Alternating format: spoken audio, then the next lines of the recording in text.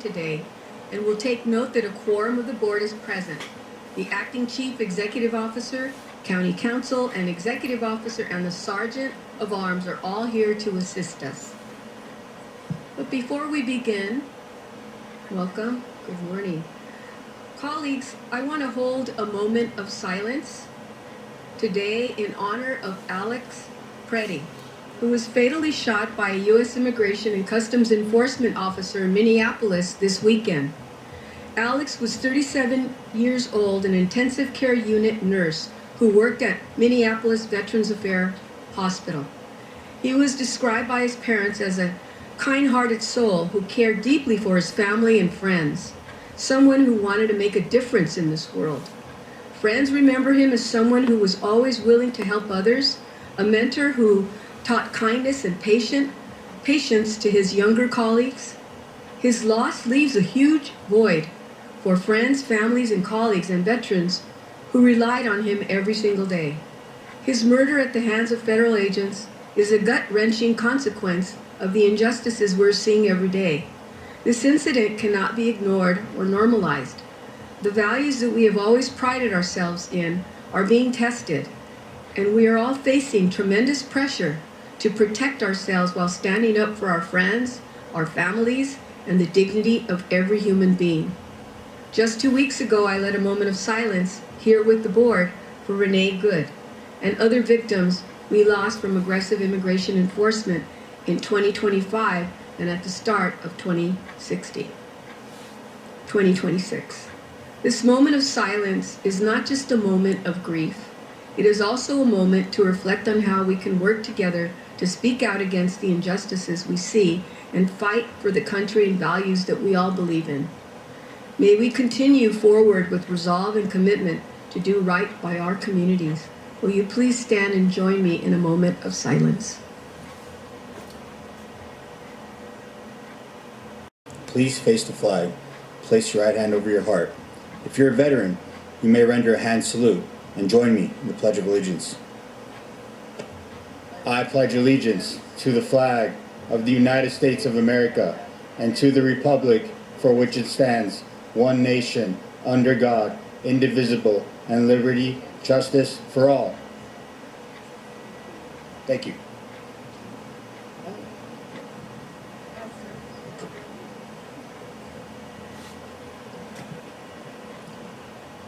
We'll now turn to our executive officer, who will please call the agenda. We will begin on page 3, public hearings, items 1 through 3. Item 2 will be continued 1 week to February 3rd, 2026, as indicated on the supplemental agenda. Item 3 will be continued to February 24th, 2026. Item 1 will be held for hearing. On page 6, administrative matters, items 4 through 6. On item 6, the Chief Probation Officer requests that this item be continued to March 3rd, 2026. On page 9, notices of closed session, item CS1 through CS3. On item CS1, County Council requests that this item be continued to February 3rd, 2026. On item CS2, Acting Chief Executive Officer requests that this item be continued to February 3rd, 2026, as indicated on the supplemental agenda. The requests for continuances through CS3 are before you. That completes the reading of the agenda, Madam Chair. Thank you. Moved by Supervisor Mitchell, seconded by Supervisor Hahn to approve these items. That will be the order. Executive Officer, please play the Code of Conduct. Ladies and gentlemen, may I please have your attention? The meeting of the Los Angeles County Board of Supervisors is about to commence. A code of conduct will now be read, and we request that you comply with it to ensure the efficient administration of the meeting. The order will begin with public comment on items not held for discussion by the board, including the closed session matters, followed by closed session matters, then scroll presentations, followed by item 1, and finishing with general public comments.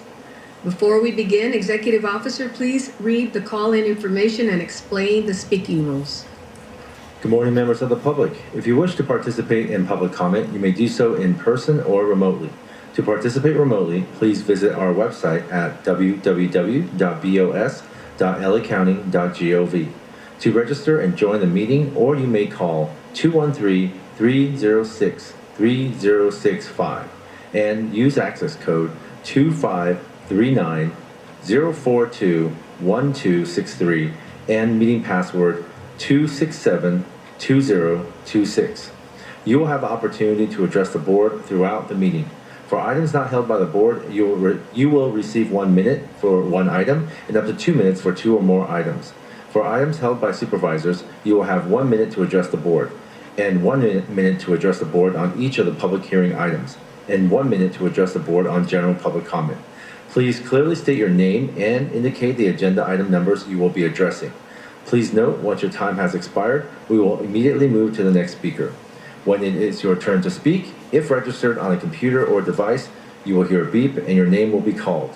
Or if joining by telephone, you will hear your line is unmuted, your area code, and the first 3 digits of your phone number will be called. To ensure we hear from both in-person and remote speakers, we will alternate between the 2 speaking queues. Members of the public who are in attendance, when you hear or see your name displayed on the screen, please come down to the front of the boardroom and staff will assist you. Please do not approach the podium until directed to do so. At this time, we will hear from members of the public wishing to address the board on all items not held for discussion by supervisors, including closed session matters. The consent items will be acted upon with one motion. For members of the public joining us remotely, to comment on these items, please use the raise hand feature if you are online or press *3 if on the telephone. Please indicate the agenda item numbers that you wish to address in the beginning of your comment for us to allocate the appropriate amount of time. We will now call in-person speakers, and while they're coming forward, we will take remote speakers. This will be for all items not held by the board for discussion and closed session item. Will the following individual please come forward and staff will assist you? Claudia Jerez. Roy Humphreys, your line is open. Please begin. Roy Humphreys, please begin. Yes. One thing that we know is that Gavin Newsom is embarrassing the county in typical Democrat lunacy, as he and the Democrat Party of assassin, perverts, and molesters have bankrupted California, Los Angeles County. Why would anyone take a gun to a peaceful protest for illegal aliens? Ask the Democrat loons Kamala, Gavin, and Walz. The rest of the world is enjoying the Democrat loons circus freak show. Why is it that in San Bernardino County... Sir, this is for items not held by the supervisor. You can call back during general public comment. Thank you. Caller with phone number 818-517, your line is open. Please state the agenda items you're addressing and begin. Yes, hi, my name is Russell Mahler, and I would like to formally request someone from Hilda Solis's office to call me, because they were supposed to call me on a matter that I spoke on not too long ago, and I never got a call back. Please have them call me, because it's urgent, because I'm tired of LA Care sticking up for the middleman. Sir, this is on items not held by the supervisors. You can call back during general public comment. Thank you. Caller with phone number 213-567, your line is open. Please state the agenda items you're addressing and begin. Yes, I'm not actually quite sure what item I'm speaking on. My name is Andrew McPherson. I've been a chair and a regional...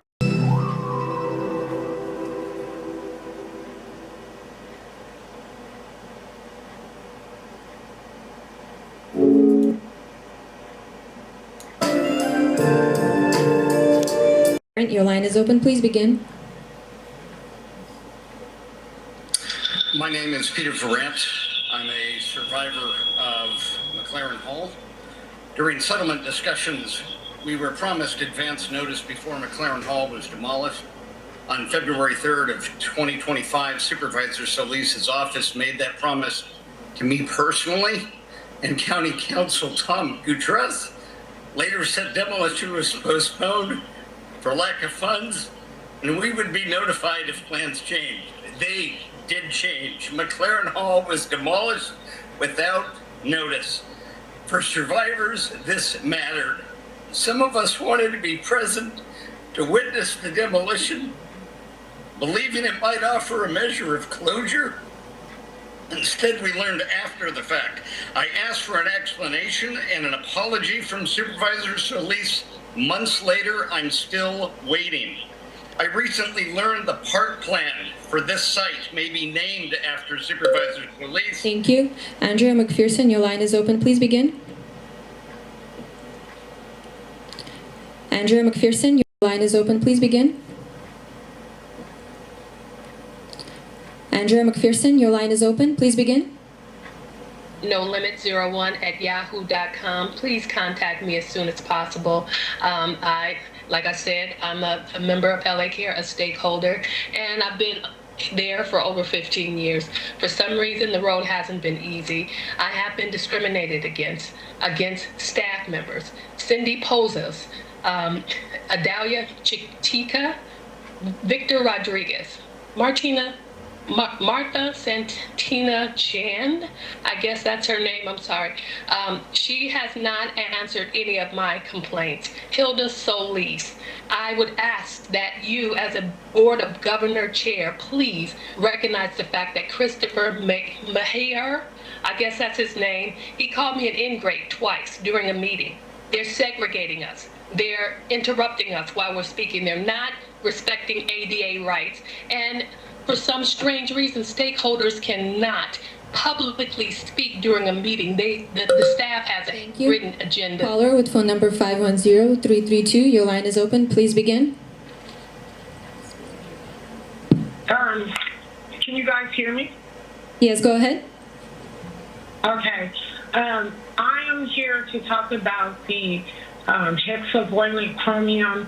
The citizens of District 40 and Regions 4 and 34 of Lancaster and Cromwell, California, received notice that our water contains hexavoylant chromium above the maximum contaminant level. This means that the amount of this Chrome 6 in our water exceeds what's legally considered safe to drink.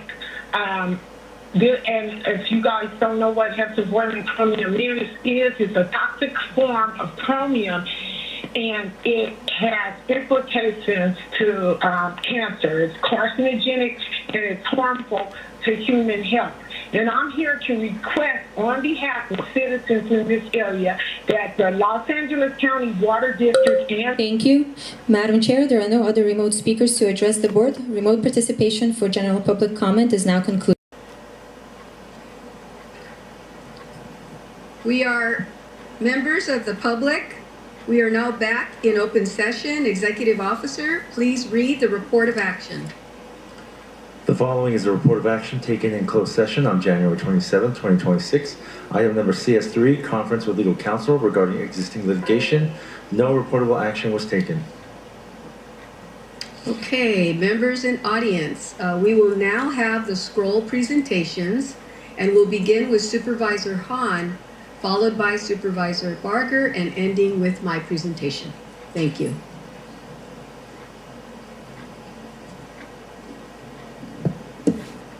Come on up, Artesia High School girls volleyball team. Hi, nice to meet you. Oh, look at that black. This is great. The Serrano boys.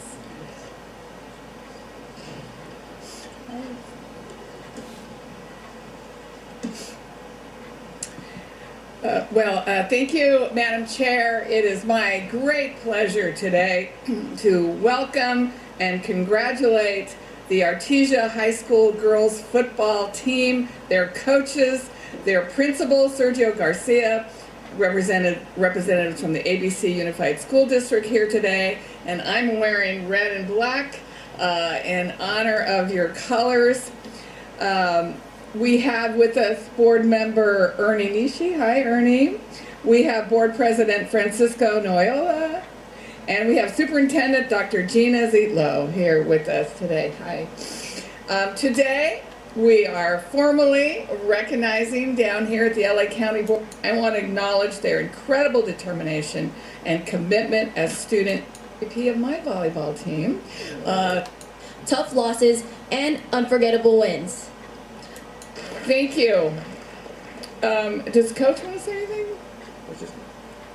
And this is a huge thing for our family, not me, but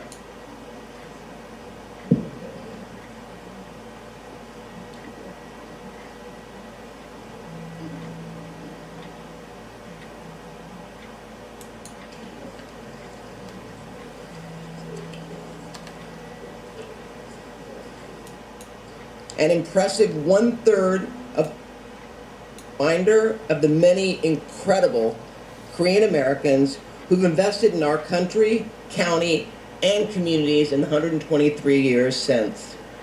2 million Korean Americans call the U.S. home, and there are so many ways Korean Americans make our nation stronger. They are entrepreneurs. An impressive one-third of all Korean Americans own their own business. They are innovators. Korean Americans invented nectarines, enhanced touchscreen technology, innovated the lymphoma vaccine, pioneered HIV/AIDS, researched, designed the Shelby Mustang, embarked on NASA space shuttle missions, and opened Michelin star restaurants. They are competitors. Korean Americans have made the U.S. proud as Olympic gold medalists in many sports, including diving and snowboarding. They are artists. From TV to movies to music, Korean Americans bring joy and talent to the stage and screen. And they are leaders. There are a historic number of Korean American men and women serving in our military and at all levels of our government. And they are engaged citizens. A survey showed that 99% of Korean American voters plan to participate in the last election. In everyday life, Korean Americans are a force for good in all of our communities. It is important that future generations continue to hear stories about Korean Americans, allowing them to appreciate those who came before and inspiring them to forge a path of their own. There are incredible local leaders with me today who are doing that work each and every day. I'd like to recognize Deputy Consul General Sung Ho Cho, representing the Consulate of the Republic of Korea in Los Angeles. In this wonderful celebration of Korean American Day, thank you very much to LA County, the Board of Supervisors, and Supervisor Barger for hosting us, and as well as to our ceremony performers. So, 123 years ago, the first Koreans arrived in the shores of America, and since then, the community has grown, and the Koreans, millions of Korean Americans, generation after generation, have been pursuing the American dream with a very Korean spirit, a spirit of hard work. Good morning, everyone. Korean American Day is also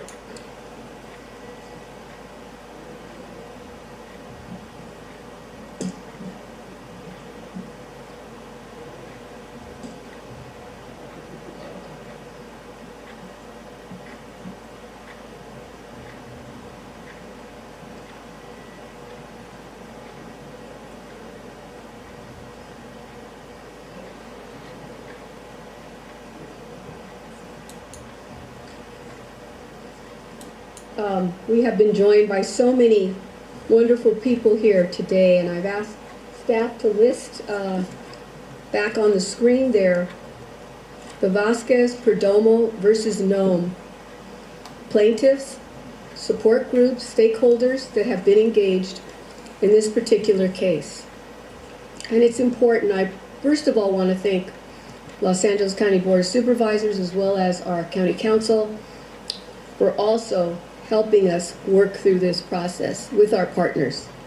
For months, Los Angeles County has contended with the federal government's immigration enforcement, wreaking havoc amongst many communities and neighborhoods throughout Los Angeles County and in other parts of the country. Families, as you know, have been separated, and our economy has suffered. Yes, it has suffered, as people are afraid to go to work or visit businesses where they may be targeted. This is still happening today. One of the most egregious ICE tactics is the indiscriminate pursuit and arrest of individuals because they look or speak differently. Federal immigration enforcement should be limited by our constitutional right against unlawful search and seizures and racial profiling. Yet, ICE has consistently tested and violated these rights here in Los Angeles County and across our country. And that's why, last July, I authored a motion passed unanimously by this board directing County Council to explore legal remedies to protect the constitutional rights of Los Angeles County residents.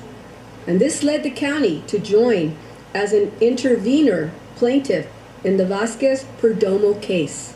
This lawsuit resulted in a federal district judge's order protecting county residents against unlawful detention and arrests.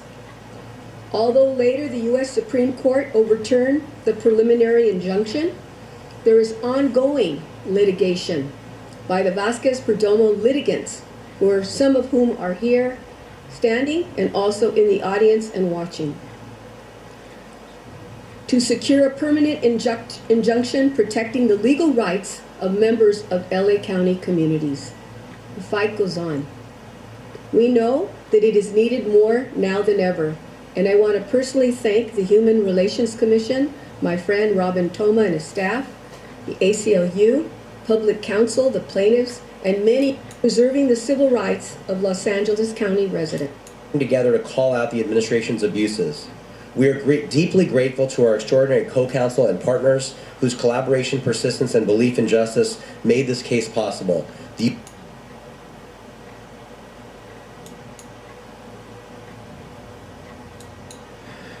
Members of the public, including in-person and remote speakers, who are requesting to address the board on the public hearing item, please stand and raise your right hand to be sworn in.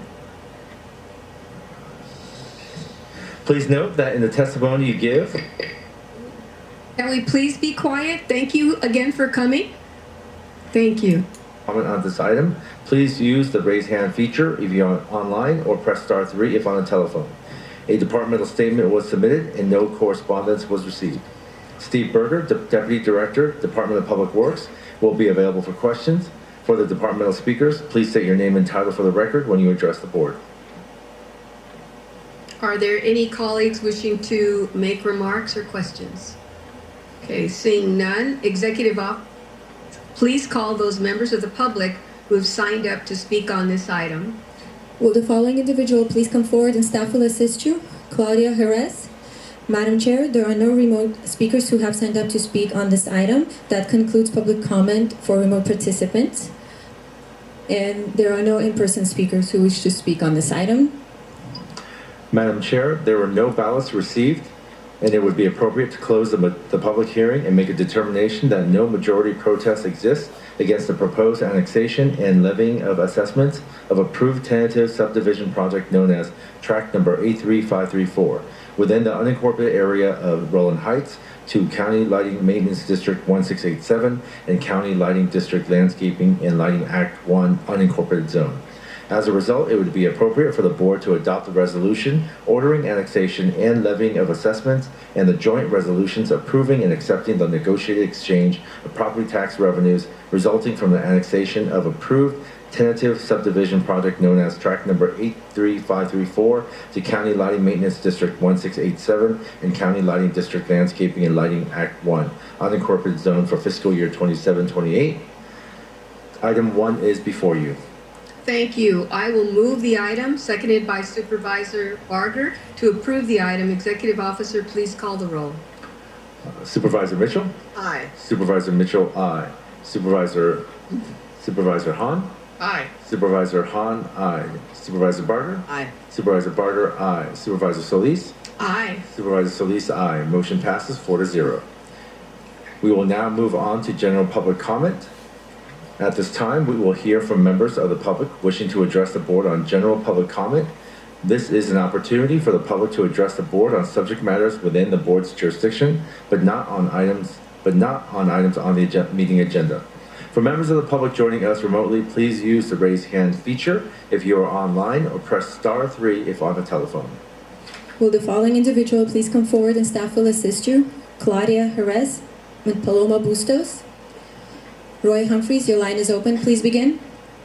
Yes. Why is it that San Bernardino County, under the leadership of Republican Kurt Hagman, received over 200 achievement awards in 2024, 257 in 2025, while Los Angeles County is MIA? Why are the Coleman Nursery apartments never built? Asked Kurt Hagman. Why is the Rowland Heights Golf Course development frozen in time? AB 109 started a blundering stupidity and incompetence, robbing Peter to pay Paul during the criminal county jails and probation conundrum. A gun brought to a peaceful protest for illegal aliens for political purposes is a death wish. Having the general public comment at the end of the session is a slap in the face to the constituents. The Sheriff's Department allowing transient takeover of Rowland Heights bus stop can be seen on my YouTube channel. And thanks to John Schubert. Thank you. Peter Virant, your line is open. Please begin.